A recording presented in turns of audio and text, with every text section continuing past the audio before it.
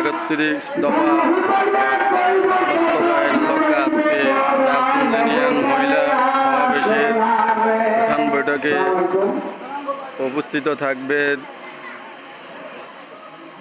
বাংলাদেশ কেন্দ্রীয় vice chairman, সাবেক মন্ত্রী, সাবেক এমপি,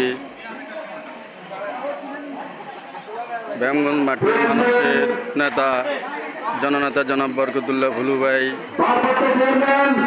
উপস্থিত থাকবে শামীমা বরকত, লাকি ভাবি। থাকবে বেগমগঞ্জ উপজেলা বিএনপি ছাত্রদল অঙ্গ সহযোগী সংগঠনের নেতৃবৃন্দ।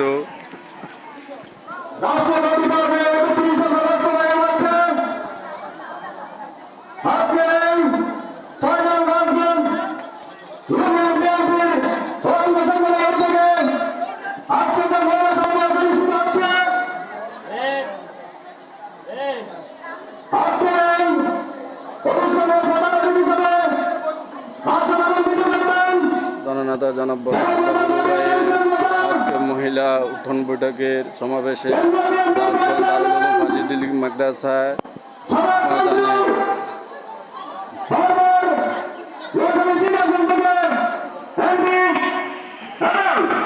এইবার